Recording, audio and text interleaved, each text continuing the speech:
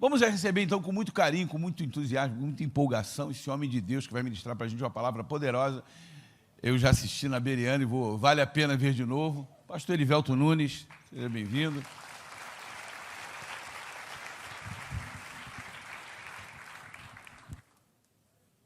Obrigado.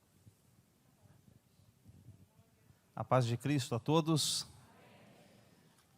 Realmente é um privilégio muito grande estar aqui nesta manhã, ministrando a palavra de Deus, a palavra que é viva e eficaz. E de fato, para nós, ali de São Paulo, temos aqui um privilégio enorme de estarmos aqui. Eu quero agradecer primeiramente a Deus, ao pastor Silas, pastor Elisete, pastor Odilton, Josiane, pastor Ronaldo, Edivanei, toda a equipe da EBD, todos os amados irmãos, pastores, Igreja do Senhor Jesus, que está aqui nesta manhã para ouvir um pouco mais da palavra de Deus.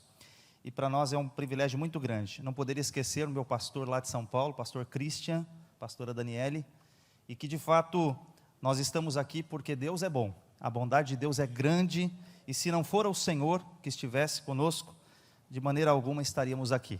Mas esta lição que nós vamos estudar hoje, a lição de número 8, que fala exatamente sobre o trabalho, uma lição poderosa, e que de fato nós vamos aqui iniciar hoje um estudo sobre o discipulado, que já estamos falando há muitos dias, sobre a questão do discipulado, mas que hoje nós vamos focá-la diretamente ao trabalho.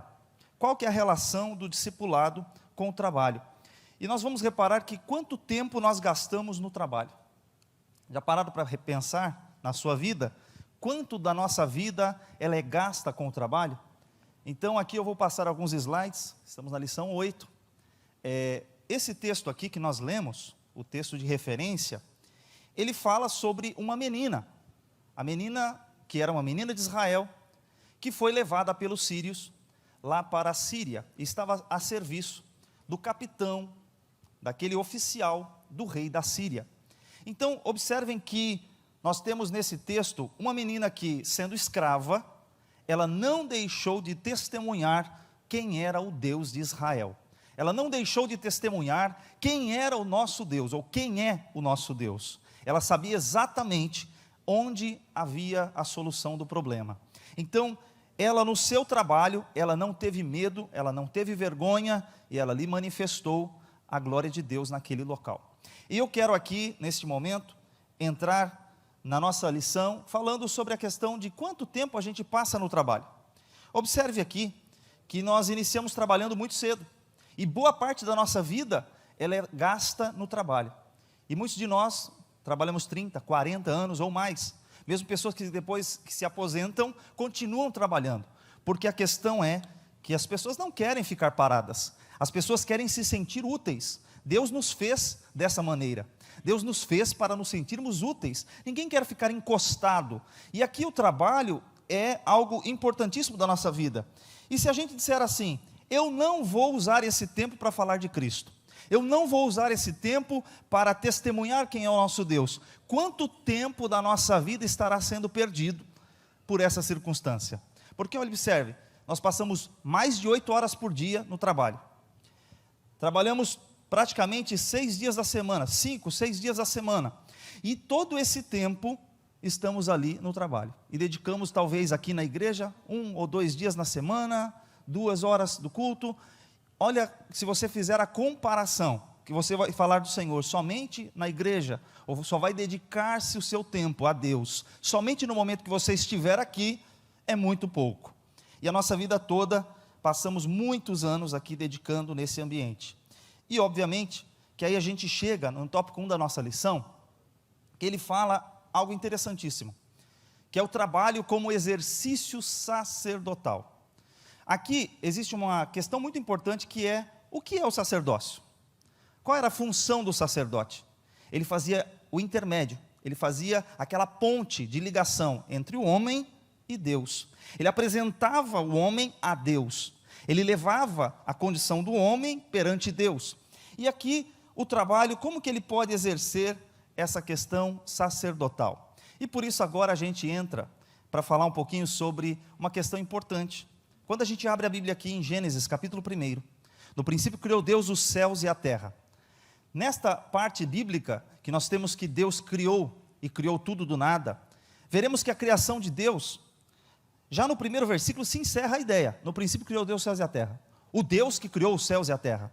Para nós, se parássemos nesse versículo, já estaria claro para nós. Quem é o nosso Deus? O Deus Todo-Poderoso, o Deus que criou os céus e a terra. O discurso de Paulo, quando ele faz lá em Atenas, ele usa essa expressão. Quem é o nosso Deus? É esse Deus que fez tudo. Só que aí a gente olha, e o texto de Gênesis segue fazendo um detalhamento. E aí divide-se a criação em 6 dias. E no 7º o Senhor descansa. Observe que, será que Deus precisava de 7 dias para criar o mundo? 6 dias? Deus precisava dar esta ilustração para nós? Deus não é poderoso o suficiente para falar assim, ó, haja e ouve, está tudo pronto, 100% da criação. Por que Ele decidiu criar dia após dia? Deus pegou a criação e foi dividindo, e foi à tarde e amanhã o primeiro dia, e foi à tarde e amanhã o segundo dia, e foi à tarde e amanhã o terceiro dia. Então Deus usou, se vocês observarem, Deus usa uma semana de trabalho. Deus pega uma semana, que nós seres humanos precisamos dela. O tempo, ele é importante para nós. Para Deus que é eterno, o tempo não faz diferença alguma. Então observe que Deus então, para mostrar para nós a importância do trabalho, Ele faz a criação. A criação é uma obra-prima. A criação é um trabalho de um arquiteto, de um construtor. E aqui o Senhor, Ele faz isso em 6 dias, no 7º Ele descansa. Para nos exemplificar o que a gente vai falar agora. Porque qual é o problema que nós temos? Por muito tempo, nós ouvimos que o trabalho era considerado uma maldição. Fruto do pecado do homem, fruto da desobediência de Adão. E aí a gente começa a observar que parece que realmente o trabalho era só maldição. Por que Eva fez aquilo? Tantas pessoas colocam a culpa na Eva, colocam a culpa em Adão. Por que o homem foi fazer aquilo? Agora nós temos que trabalhar. Quantas vezes eu não ouvi essa frase? Que colocando a culpa do trabalho na costa de Adão, a culpa do trabalho na costa da Eva. Só que aí a gente vai observar que o nosso Deus, Ele, quando é usada a palavra na criação, é o fazer, algo que Deus cria, um trabalho, Deus trabalhou. Jesus diz, em João capítulo 5, versículo 17, meu Pai trabalha até agora, e eu trabalho também. O fato é que Jesus foi criticado porque estava realizando uma cura num dia de sábado. Deveria ser um dia de descanso para os judeus. Mas Jesus ali, ele está sendo criticado por realizar um milagre no dia de sábado. E aí eles começam a dizer, não, porque o sábado é mais importante. Quando Jesus, ele reforça a ideia de que o sábado foi criado por nossa causa. Ou seja, o dia de descanso existe não porque Deus precisasse descansar, mas para que nós, que trabalhamos a semana toda, tenhamos um momento de descanso. E aqui ele olha, e Deus trabalhou no capítulo 1. Mas quando chegamos no capítulo 2, essa questão do trabalho ser maldição, precisa cair hoje, em nome de Jesus. Porque o trabalho não é maldição. O trabalho que Deus te deu, ele é bênção. Amém? Glória a Deus. Deus te deu um trabalho. E o trabalho não é maldição, o trabalho é bênção. E nós vamos ver isso no texto bíblico. Quando chegamos no capítulo 2, o capítulo 2 de Gênesis diz que Deus coloca o homem. Então, no primeiro capítulo ele fala da criação, ele cita a criação do homem no versículo 26, versículo 27. Mas quando chegamos no capítulo 2, Deus agora começa a detalhar um pouquinho mais sobre a questão da criação do homem, do jardim. E ele então entra neste tópico importante que é o versículo 5 do capítulo 2. Olha o que está escrito aqui em Gênesis 2, versículo 5.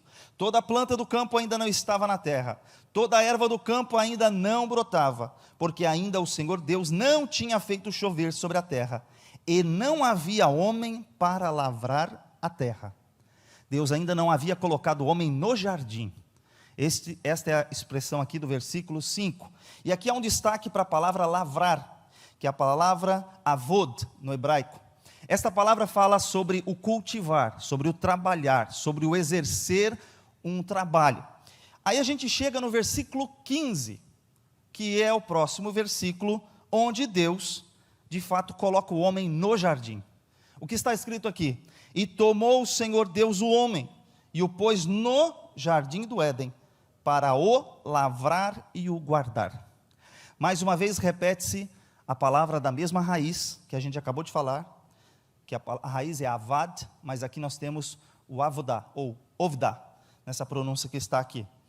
Deus coloca o homem para lavrar, Deus coloca o homem no jardim. Deus trabalhou na criação, o homem trabalha no paraíso, antes da queda, ou seja, o homem já estava trabalhando, já precisava cuidar daquilo que Deus criou. Deus criou e entregou na tua mão para você cuidar. Deus te deu esse trabalho e colocou na tua mão para você cuidar. Deus te deu dons e talentos e te entregou isso para você cuidar com todas as suas forças, fazer de acordo com as tuas forças. Então veja como está escrito aqui. Nós temos então uma raiz de palavras hebraicas que vem, a raiz geralmente está atrelada a 3 primeiras letras, ou 3 letras no hebraico, que são essa derivação. As palavras vão se derivando.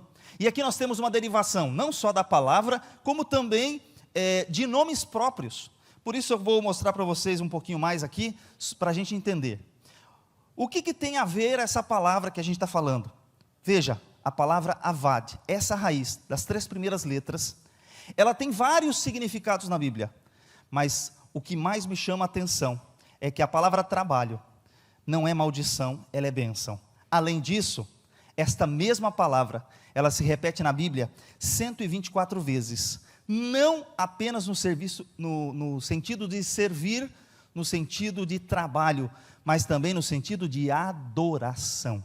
Ou seja, o trabalho também é uma forma de você adorar a Deus. 124 vezes, 43% das vezes que a palavra avad aparece, ela tem o sentido de adoração. Quando você está trabalhando nas suas 8 horas diárias, você também tem a oportunidade de louvar a Deus, porque você está exercendo o dom que Ele te deu. Deus te deu uma capacidade, Deus te deu um dom, e naquelas 8 horas diárias, você exerce também o seu ministério de adoração. A adoração não se restringe apenas ao louvor efetuado aqui no templo, ela também é uma vida de adoração. Então aqui o serviço, ministrar no tabernáculo do Senhor, são várias palavras, são várias circunstâncias, mas eu quero chamar a sua atenção ainda, porque nós temos aqui, nessa continuação, o trabalho, o serviço, a adoração, sempre está ligado a uma continuação de palavras. E aí, nomes próprios, como por exemplo, Obadias, que é um dos profetas do Senhor. Aqui eu trouxe a referência de 1 Reis, que era um outro homem importante, que ajudou os profetas do Senhor. Mas observe que Obadias significa servo do Senhor, servo de Yahvé, servo de Jeová. Ele é o servo do Senhor.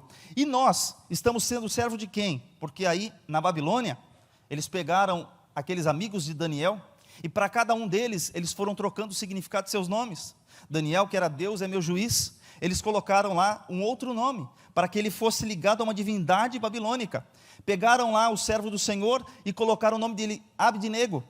Ou seja, queriam tirar o servo de Deus para um nome a servir uma divindade. O mundo, o diabo, o pecado, querem nos converter em escravos do pecado, em nos converter em escravos de uma outra circunstância. Mas o que Deus está fazendo? Deus quer que eu e você sejamos um Obadias, que nós sejamos servos do Senhor, que façamos o ministério dEle, a adoração ao nome dEle, que façamos como foi feito com Obadias, um homem de Deus. Ebed-Melech, ou Eved-Melech, que é o nome de um rei, também babilônico, que estava ligado ali aos babilônicos, aparece em Jeremias. Então nós temos aqui essa palavra aparecendo várias vezes. Mas eu quero te chamar a atenção, porque olha o que está escrito em Êxodo capítulo 3, versículos 11 e 12. Esse texto é quando Deus se apresenta a Moisés, e diz para ele que é para ele ir ao Egito, libertar o seu povo. Deus diz o que para Moisés? Olha, então disse Moisés a Deus, ou Moisés falando com Deus: quem sou eu para ir a Faraó e tirar do Egito os filhos de Israel? E Deus lhes responde: eu serei contigo, e este será o sinal de que te enviei.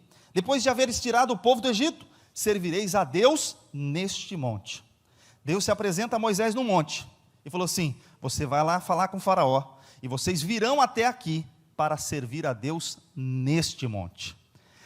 Olha que palavra que está aqui, é a palavra avad, é a palavra servir. Vocês vão me servir. Esse servir é no sentido de ser escravo? Não, é no sentido de adorar a Deus neste monte. Vocês virão adorar. Então todo o meu trabalho está permeado pela adoração. Aí nós temos um outro versículo que é quando Moisés de fato chega a Faraó. Êxodo capítulo 4, versículo 23. Moisés então, quando ele estava lá em Midian, estava lá no pé do monte, ele sai e vem. Quando ele chega a falar com o Faraó, ele diz assim: digo-te, pois, deixa ir meu filho, para que me sirva, mas se recusares deixá-lo ir, eis que eu matarei o teu filho, o teu primogênito. A primeira palavra que Moisés vai dizer é para Faraó que ele deve deixar que o seu povo venha e o sirva, e o adore lá no deserto, lá no monte. Então, ele tem um destaque especial, porque Deus sempre estará nos colocando a serviço. Agora, um versículo que nós repetimos muitas vezes aqui, quando estávamos lendo o livro de Josué, e falando sobre família, esse você com certeza sabe de cor. A parte inicial nós estamos falando sobre o Josué apresentando primeiro como que ele e sua casa se portariam. Mas repita comigo, você, a parte B desse versículo, ou na sequência: eu e minha casa... O que você vai fazer? Servir ao Senhor. Você e sua casa, eu e minha casa, nós declaramos em nome de Jesus, que eu e minha casa serviremos ao Senhor. Veja, servir. O que é esse servir? Adorar a Deus. Adorar a Deus apenas no falar? Olha como que é a força dessa palavra. Você não adora a Deus só no pronunciar do seu lábio. O que Jesus disse? Esse povo aí me honra só de lábio. Não, Deus quer com você um compromisso mais sério. Você vai servir, você vai fazer algo, você vai efetuar um trabalho para Deus, e esse trabalho faz você adorar o Criador. Glória a Deus. Não se restringe só aqui a 2 horas de culto. Você adora a Deus no seu trabalho, com o dom que o Senhor te deu. Então nós chegamos agora a essa ilustração do tabernáculo. Nós temos aqui os sacerdotes, os levitas, todos eles envolvidos no trabalho, a nação trazendo oferta à casa de Deus, os sacerdotes que tinham que trabalhar aqui no ofertório. Nós temos os levitas que montavam e desmontavam a tenda. Nós temos várias outras pessoas, porteiros, cantores, todos envolvidos na obra de Deus. Observe o que está escrito em Números capítulo 3, versículo 8. Terão cuidado de todos os utensílios da tenda da congregação, e cumprirão o seu dever para com os filhos de Israel, no ministrar no tabernáculo. Repare que quem estava trabalhando também no tabernáculo, estava adorando a Deus. Quem estava trabalhando naquela condição, estava adorando a Deus. Ele fala que a palavra ministrar é a mesma palavra que nós estamos falando lá de Gênesis, quando Deus colocou o homem para lavrar a terra. Então, seja lavrar a terra, seja ministrar no altar, seja você cantar um louvor, seja você limpar o chão da igreja, não importa qual tipo de trabalho você efetue na casa de Deus ou no seu trabalho, porque todo trabalho deve adorar a Deus. Você está ministrando no tabernáculo, você está trabalhando. E aí nós temos um versículo de Jesus maravilhoso. Aqui a gente já não fala mais de hebraico, a gente fala de grego, porque no Novo Testamento a gente chega, e o que Jesus disse? Citando o Antigo Testamento, ele disse assim, combatendo Satanás. Então disse Jesus: vai-te, Satanás, porque está escrito. Está escrito aonde? Na palavra de Deus. Está escrito. E o que está escrito? Só ao Senhor teu Deus adorarás, e só a Ele servirás. Aí você vai me dizer, mas espera aí, você acabou de falar que servir e adorar é a mesma coisa, e agora tem 2 palavras diferentes? Nós temos proskeneu e latreu, são 2 palavras distintas. Esse adorar aqui é o adorar no sentido de curvar-se, de prostrar-se. A palavra adoração para nós, no português, ela é polissêmica, ela pode ter mais de um significado. Eu posso adorar a Deus com o meu braço levantado, eu posso adorar o meu Deus de joelhos, prostrado, eu posso adorar o meu Deus em diversos aspectos, mas eu também adoro a Deus com o meu trabalho. Só o Senhor teu Deus adorarás e só a Ele servirás. Então eu também sirvo o meu Deus, eu também adoro ao Senhor no meu trabalho. Então veja, talvez você possa dizer, eu não tenho dom, eu não sei adorar o Senhor aqui no altar, mas Deus te deu outro dom, e você deve exercê-lo para adorar o Senhor. Você também adora a Deus no trabalho que você efetua, você é importante, Deus te chamou, Deus colocou o homem no jardim, e estando lá no jardim, lavrando a terra, ele estava fazendo a vontade de Deus. Glória a Deus. E Deus quer fazer isso com você. Algumas pessoas vão dizer assim, mas não é trabalho. Olha o que Paulo escreveu a Timóteo. Ele escreveu assim: os presbíteros que lideram bem a igreja são dignos de duplicada honra, de dupla honra, especialmente aqueles cujo trabalho é a pregação e o ensino. E aqui é uma questão interessante para nós que somos professores, porque algumas pessoas dizem assim, você professor, trabalha ou só dá aula? É uma questão que as pessoas olham para o professor e falam, o senhor só trabalha, aliás, só dá aula ou também trabalha? É comum porque eu dei aula numa universidade, durante o dia eu trabalho numa empresa, e à noite eu ministrava aulas. Aí eles falavam assim, o senhor trabalha ou só dá aula? Não, eu faço as duas coisas, e dar aula também é um trabalho, né? Dar aula também é um trabalho, e um trabalho árduo. E aqui o texto bíblico diz, que o trabalho da pregação e do ensino. Então a Bíblia, a palavra de Deus, valoriza. Os presbíteros são homens de Deus levantados, obreiros do Senhor, homens íntegros, maduros, mas ele está falando assim, de pessoas que, ele fala, primeiro, estão envolvidas na pregação, ao levar o evangelho, e também fala daquele que está envolvido no ensino. Todos esses dois pilares são importantes na igreja do Senhor Jesus. Seja aquele que tem o dom da pregação, que é diferente, nós falamos aqui, né, muitas vezes, nós aqui ensinamos, outros têm o dom de pregar, então cada um vai executar o trabalho que Deus entregou na sua mão, e então nós sabemos que isso aqui é um trabalho árduo. Nesse versículo inclusive, ele fala afadigar-se. O sentido aqui de trabalho é no sentido de dedicar-se tanto ao estudo da palavra de Deus, que ele chega a significar que há momentos que nós nos afadigamos no estudo para poder chegar aqui e trazer uma palavra de Deus para o seu coração. Alguém acha que é divertido? Não, não é divertido. É algo que é glorioso, é um privilégio, é maravilhoso, mas dedica-se horas e horas para você preparar e trazer a palavra de Deus.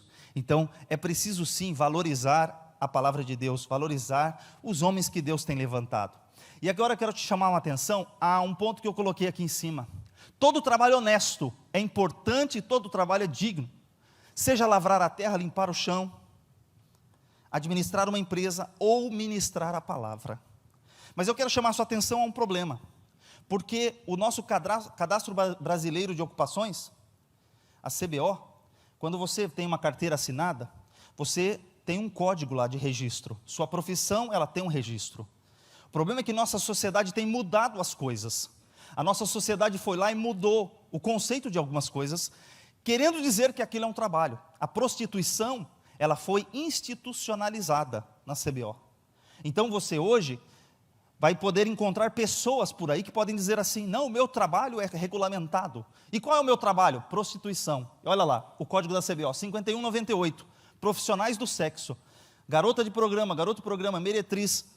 Aquilo que para nós é pecado, que a Bíblia diz que é pecado, que a nossa Constituição dizia que é pecado, o povo entrou no Ministério do Trabalho, modificou para falar que isso agora é regulamentado e é certo.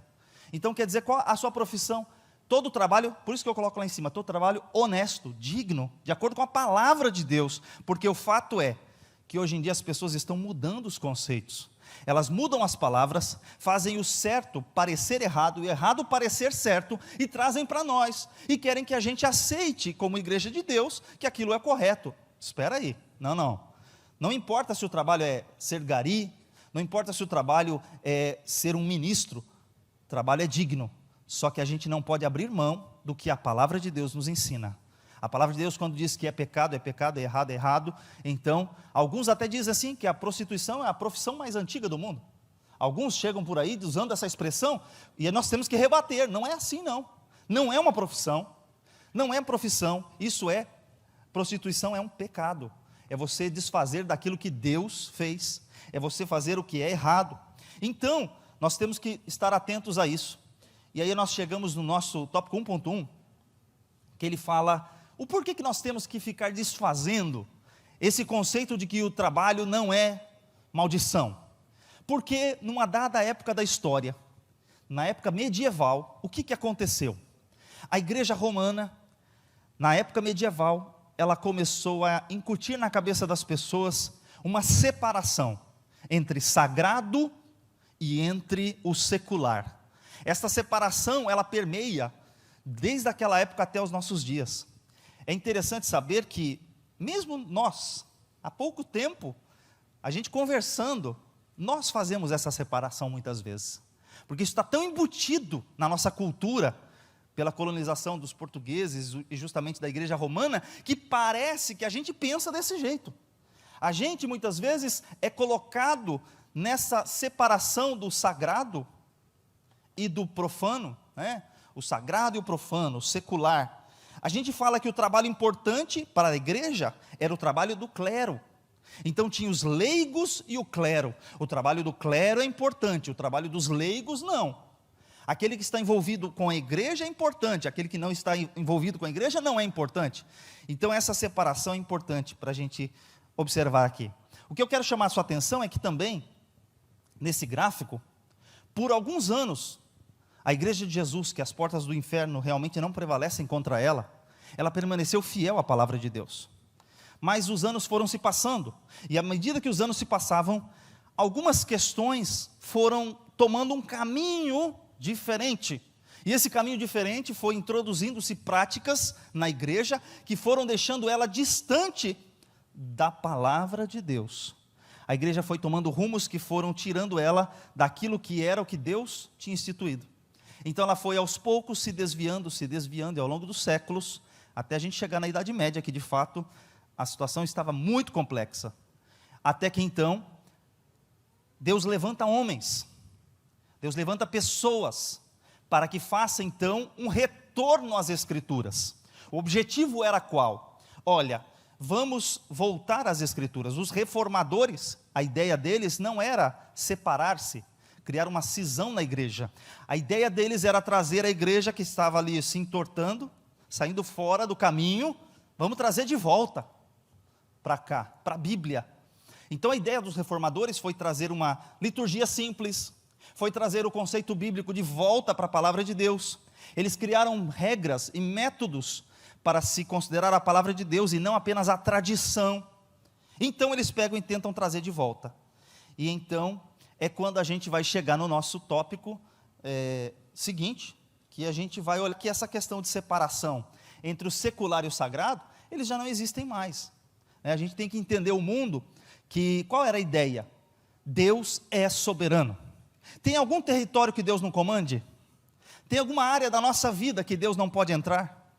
Ah, Senhor, eu vou começar a trabalhar agora de manhã, então vou pedir licença para o Senhor, e agora eu volto. Quando eu terminar meu horário de trabalho, eu entrar na igreja, eu volto a falar com o Senhor. Existe essa separação da nossa vida? Não. Nós temos aqui, de fato, um período em que nossa vida inteira Deus comanda. Existe alguma área da nossa vida que Deus não entra? Então, vamos olhar o que os reformadores estavam propondo. Então, começa lá um grande movimento com Martinho Lutero. Eu não vou dizer que ele que começou tudo, mas, obviamente, que o destaque dele ganhou-se maior importância na história, quando ele afixa as 95 teses na porta da igreja de Wittenberg. Mas, o fato é que a tentativa é trazer de volta, é trazer o povo para a Bíblia. E aqui nós temos esse salmo maravilhoso, que diz ali, do Senhor é a terra e toda a sua plenitude, o mundo e aqueles que nele habitam. Então, o que é do Senhor? Do Senhor é a terra, é tudo. Deus é dono de tudo. E muitas vezes quando a gente fala da oferta, a gente fala de muitas coisas, tem pessoas que não entendem. Tudo é dele. Nós só estamos administrando aquilo que ele nos deu. Tudo é dele. O Senhor é soberano. Ele controla todas as coisas. E a ideia aqui dos reformadores é que agora não tem mais aquele só a igreja tem sacerdote. O Senhor rompeu o véu de separação. Você pode dobrar o seu joelho e falar com Deus diretamente. Você acessa o trono do Pai diretamente. Não precisa de um intermediário. A igreja começou a separar as pessoas de Deus, mas os reformadores tentaram fazer o seguinte: olha, você tem condição, você é sacerdote do Senhor, você é pedra viva. E Pedro disse isso. Nós somos o sacerdócio real, a nação santa, o povo adquirido. Deus te deu algo glorioso. Você tem condição de exercitar o seu sacerdócio. Hoje você faz esse trabalho. Então, eu coloco um versículo também maravilhoso do Salmo 139.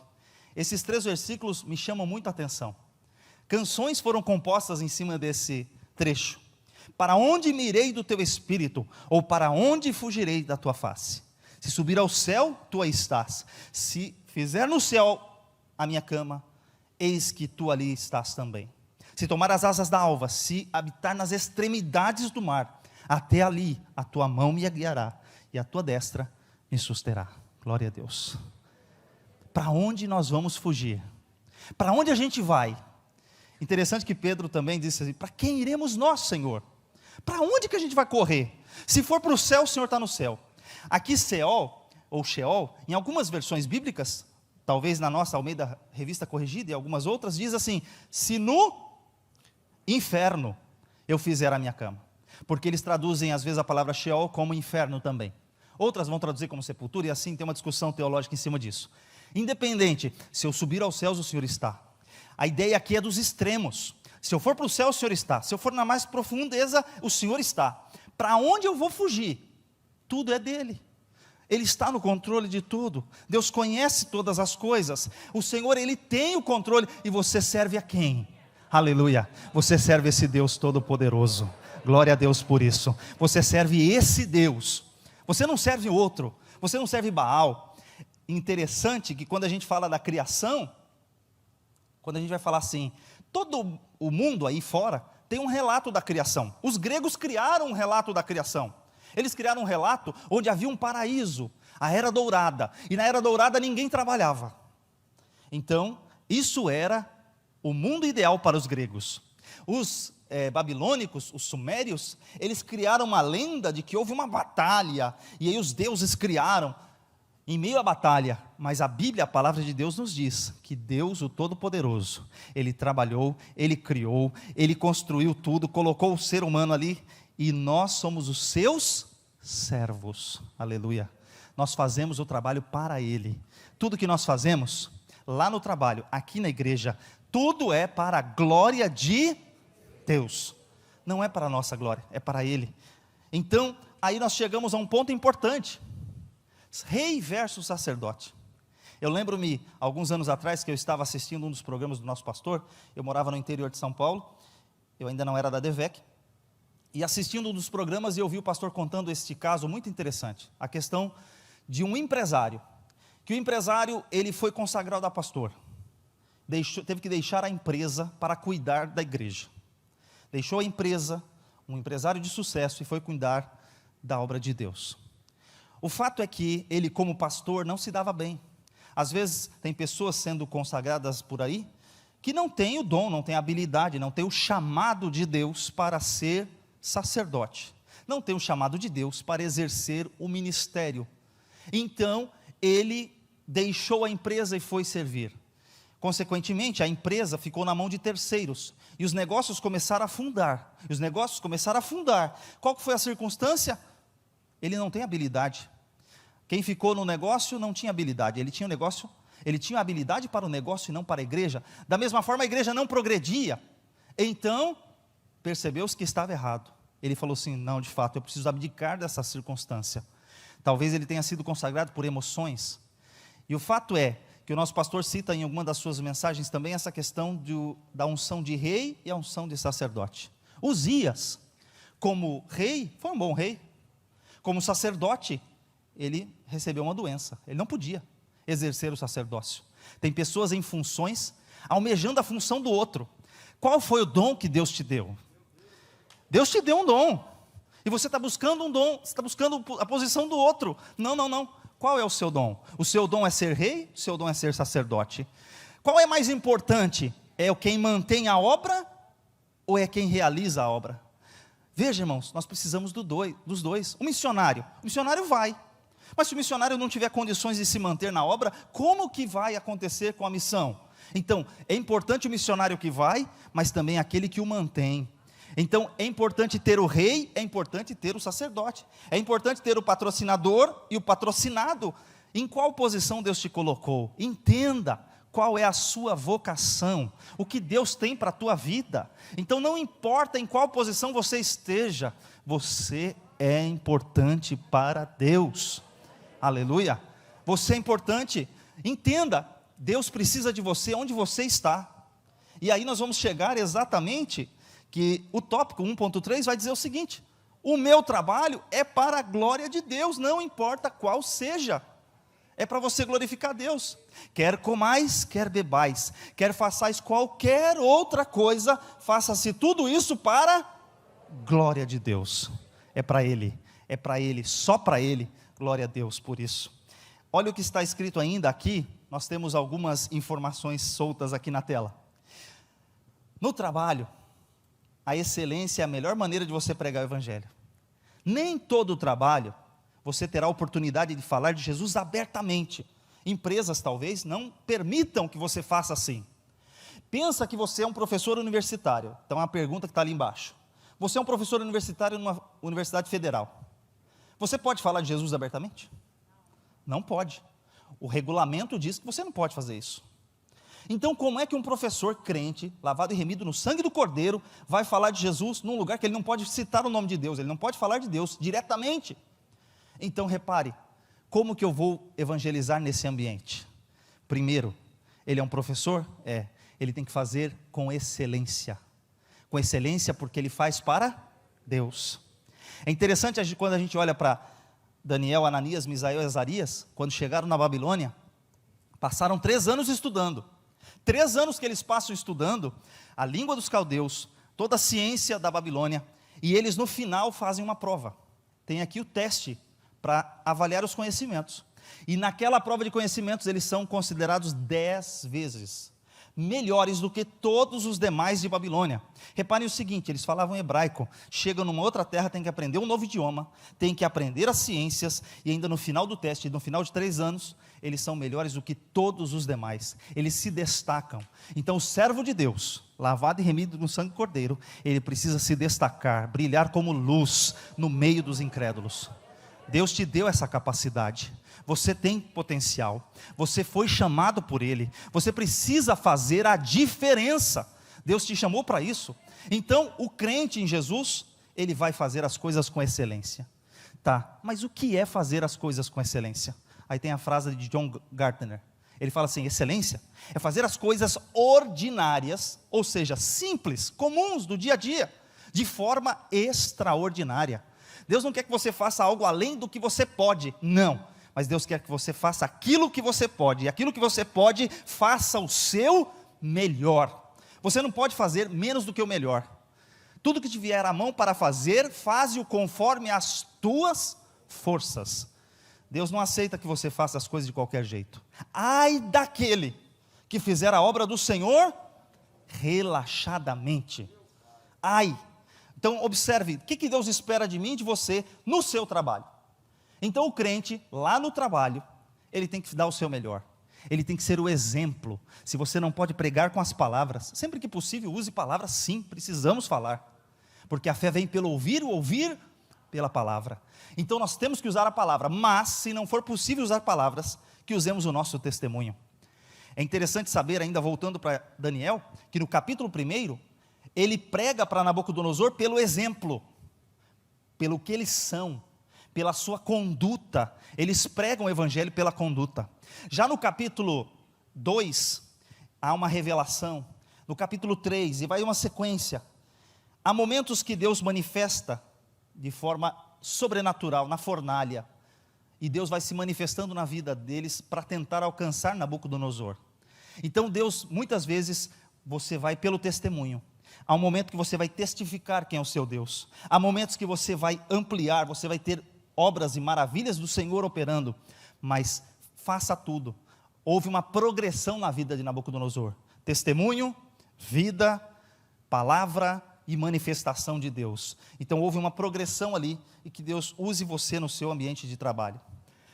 Olha só, aí agora a gente ouve, no tópico 2, esta expressão: nós somos árvores frutíferas plantadas pelo Senhor. Então observe que você foi plantado como uma videira, você foi colocado ali. Deus te colocou onde você está. Você acha que é por acaso que você trabalha onde você está? Essa porta foi Deus quem abriu. Deus pode abrir outras portas. Você poderia estar em outros lugares, e Deus de fato pode fazer algo maravilhoso. Mas reconheça que onde você está, foi Deus quem te colocou ali, porque Ele é soberano. Agora, nós observamos aqui que o texto bíblico de João capítulo 15, fala que o Senhor Jesus é a videira, meu Pai é o lavrador, e o Senhor está trabalhando em nós, para que nós possamos produzir, e produzir muito fruto. Então olha aqui o versículo 2 e o versículo 5. Eu sou a videira verdadeira e meu Pai é o lavrador. Toda vara em mim que não dá fruto, atira, e limpa toda aquela que dá fruto, para que dê mais fruto. Eu sou a videira verdadeira, vós as varas. Quem está em mim e eu nele, esse dá muito fruto, porque sem mim nada podeis fazer. Observe que coisa gloriosa. Você acha que você faz tudo o que você faz porque você tem capacidade? Deus te deu vocação, capacidade, mas você só produz porque o Senhor está na tua vida, porque você está ligado nele. Se você está ligado no Senhor, você recebe essa instrução, você é alimentado, você recebe condições de produzir, porque você só vai produzir se você estiver ligado nele. O capítulo 15 de João fala várias vezes sobre o permanecer, sobre o estar, sobre o permanecer, sobre o estar ligado. Se você não estiver ligado, você não produz. Então, aí nós chegamos no tópico 2.1.1, ele faz uma outra analogia conosco. Além de falar da videira, que nós fomos enxertados na videira, que é o texto de João 15, Isaías fala-nos sobre a nação de Israel sendo considerado o carvalho de justiça. E olha que texto maravilhoso. O uso desta árvore, o carvalho, simboliza a estabilidade, permanência, abundância. Mas o que é um carvalho de justiça? Eu tirei isso aqui de um livro. Enquanto você vive, deve exibir, refletir a justiça de Deus, a qual é tanto a sua graça em salvar, quanto o seu poder em capacitar um viver justo. Nossas vidas devem demonstrar a beleza de Deus. Essa árvore frondosa, forte, bonita, mas ainda assim, a continuação e a evolução do texto, é que você precisa exibir a beleza de Deus através da sua vida. A tua vida mostra estabilidade, aquele que permanece, aquele que é firme, aquele que não se abala, aquele que é como o monte de Sião, aquele que pode vir o vento e você permanece. É assim que Deus olha para você. Você é uma pessoa estável. Portanto, meus amados irmãos, sede firmes e constantes, sempre abundantes na obra do Senhor, sabendo que o vosso trabalho não é vão no Senhor. Tudo que você faz não é vão. Então aqui você é o carvalho, essa árvore frondosa. Só que Deus não quer de você apenas uma árvore de aparência, porque Jesus, ele amaldiçoou uma figueira. E quando a gente olha um resumo desses tópicos, nós olhamos ali, plantados pelo Senhor, Deus soberano. Nós somos carvalhos de justiça. Nós vivemos para a glória de Deus, mas nós fomos plantados não só para exibir beleza. Jesus olhou aquela árvore e viu muita folha, bonita. O que ele esperava daquela árvore? Vou encontrar fruto. Ele foi até a árvore, ele procurou fruto na árvore. E aí, como que é a nossa vida? Deus está olhando para nós, uma árvore bonita, frondosa, e aí ele vem procurar. Deixa eu procurar se tem fruto. E começa a mexer no meio das folhas. Será que tem fruto? Será que a gente está produzindo? Ou a gente está só ocupando o solo e não estamos produzindo nada? O Senhor quer que você produza, que você exiba, que você mostre o fruto do Espírito que é gerado por Ele. Glória a Deus por isso. Então, não vamos viver só de aparência. Era isso que Jesus criticava os fariseus. Era isso que Jesus criticava os escribas. Vocês só têm aparência. Vocês falam uma coisa e fazem outra. O Senhor requer de nós uma atitude. E aí nós chegamos aqui ao tópico 3 da nossa lição, que fala o seguinte: qual que é a parte prática disso no nosso trabalho? Como nós vamos alcançar o mundo com a palavra de Deus? O nosso trabalho, o mundo que nós estamos, onde estamos plantados, onde estamos inseridos. E aqui a gente tem, resumindo todas as dicas que tem no nosso tópico 3, nós temos aqui algumas palavras-chave, que são, por exemplo, precisamos ser o exemplo, precisamos ter cordialidade no trabalho, precisamos não ser inconvenientes, precisamos ter piedade, orar por eles, convidar. E agora eu vou passar bem rapidamente por cada um desses elementos que nós vamos falar agora. O exemplo. Antes de você ser ouvido, tua palavra, tua pregação, você é observado. E aqui eu contei isso na Beriana, eu vou repetir aqui esse exemplo. Alguns anos atrás eu entrei no ensino médio técnico, e quando eu cheguei no primeiro dia de aula, abriu-se a porta e todo mundo saiu correndo tentando sentar. E aquela bagunça, aluno no primeiro dia de aula, todo mundo entrou, sentou, puxou a cadeira, arrastou, e eu entrei, com licença, com licença, com licença, com licença, até falando baixinho, né, porque eu sou tímido, com licença, e fui e sentei, bem tímido, num cantinho, fiquei, não falei com ninguém, eu não conheci ninguém, eu não falei com ninguém. Passado algum tempo, uma pessoa chegou em mim e falou assim: eu estava te observando desde o primeiro dia.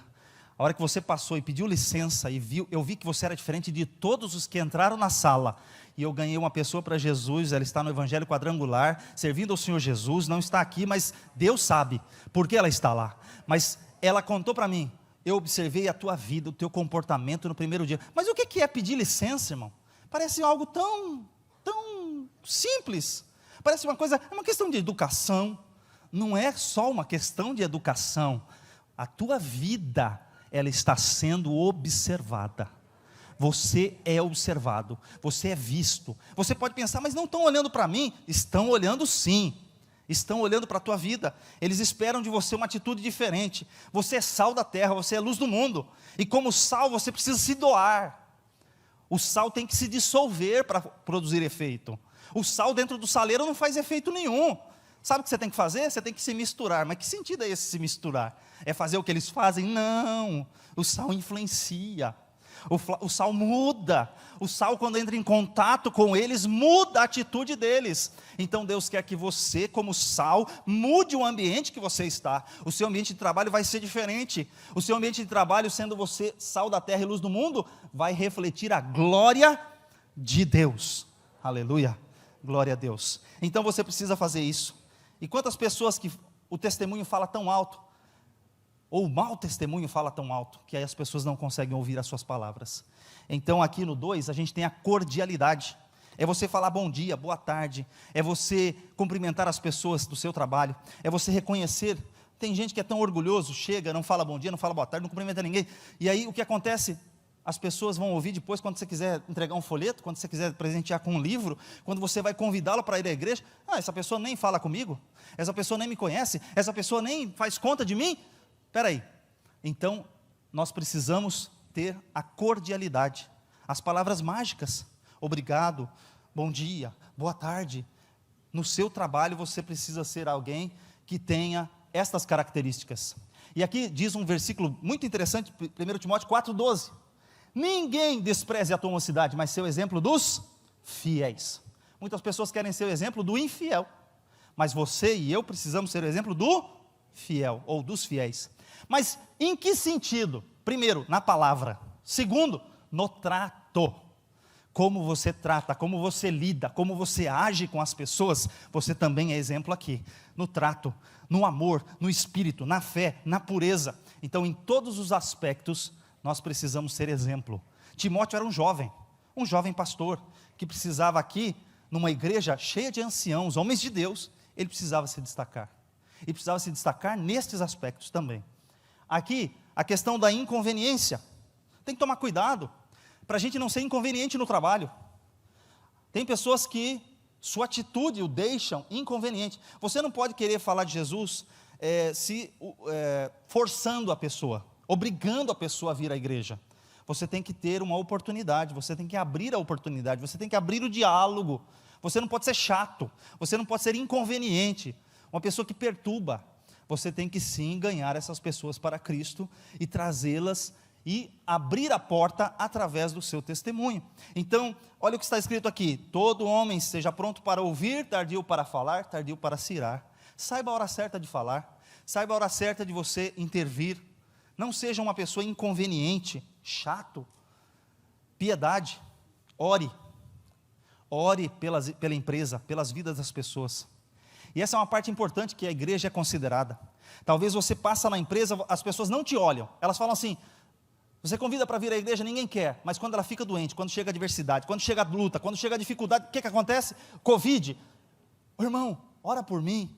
Irmão, ora por mim. Olha a oportunidade que Deus está te dando para você orar pela sua empresa, pelos negócios.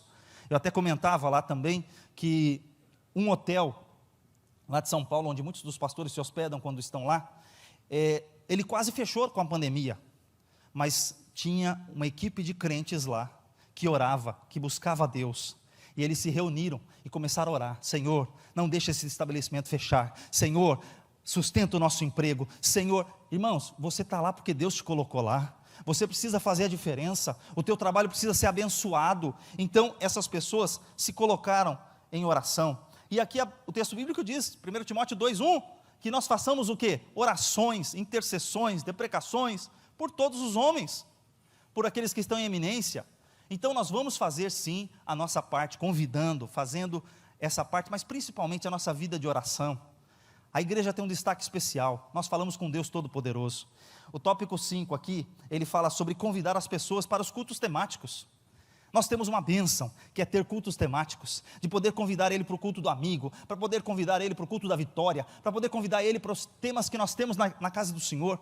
Infelizmente, há pessoas que criticam: ah, vocês são triunfalistas, vocês isso, vocês aquilo, tem culto isso, culto daquilo. Irmão, esse culto temático é importante, chama a pessoa para cá, traz ele, é uma estratégia de evangelismo, é uma estratégia de trazê-los para ganhá-los para Cristo, e você tem que aproveitar isso, você precisa usar essas circunstâncias, os eventos que a igreja promove, aproveite isso.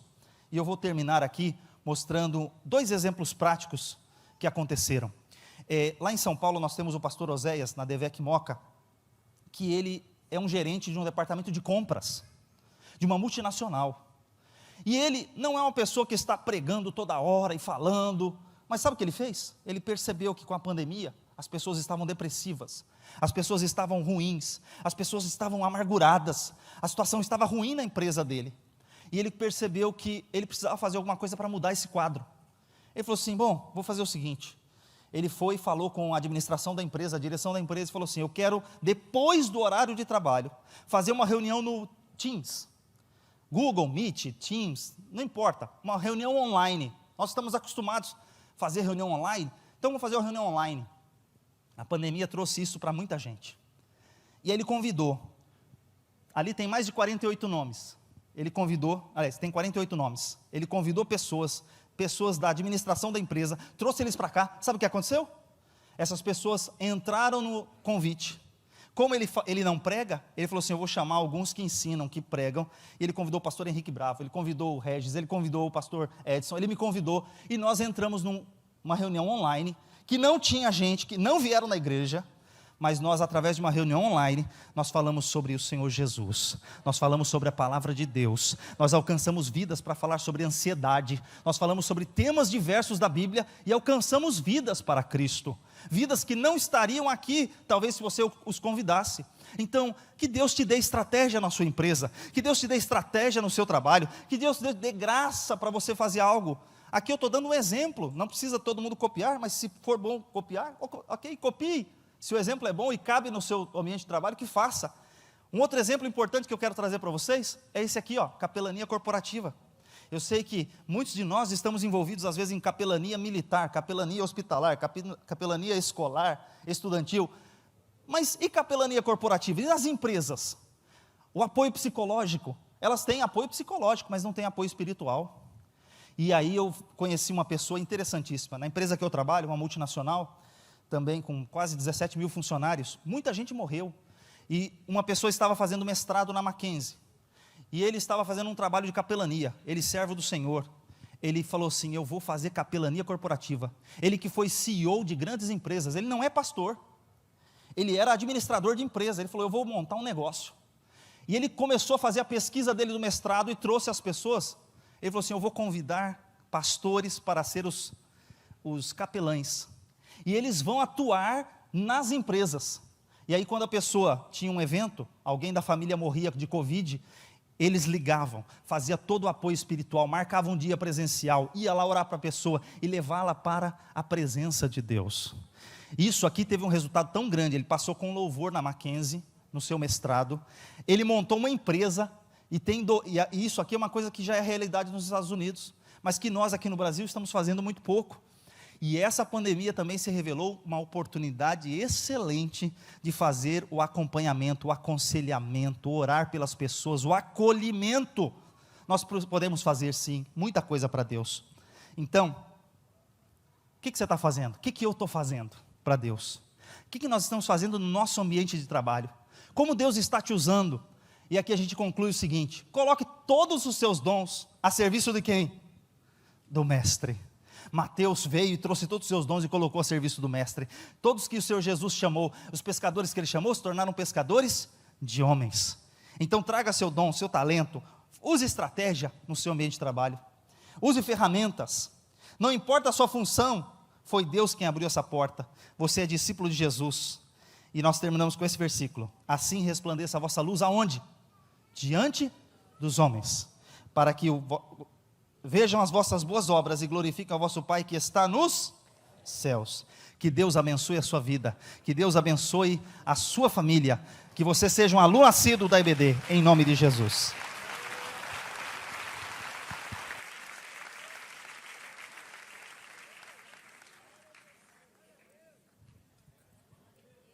Glória a Deus, glória a Deus. Palavra abençoada, né? Muito boa, muito importante. Tudo isso que a gente ouviu. Eu estava lembrando aqui, irmãos, o tempo que eu trabalhava nessas empresas, tinha cada coisa que acontecia com os crentes nas empresas, irmão. Os crentes às vezes pagam uns micos que eu vou te contar. O cara chega e fala assim, varão, trouxe aquele manto. Não, irmão, aquele mistério eu vou trazer amanhã. Aí o cara, o ímpio, fica lá se olhando, fala, o que esse cara está falando? Esse cara é alienígena, é maluco e tal, né? E aí confunde as coisas, o que é ser sal da terra, o que é ser luz do mundo, não é você ter um dialeto evangeliquez no seu local de trabalho, muito pelo contrário, é o camarada olhar para você e ver que você é igual a ele, como cidadão, como ser humano, mas você tem um testemunho de Deus na sua vida e você abre a sua boca no momento oportuno, com sabedoria, para levar pessoas a Cristo.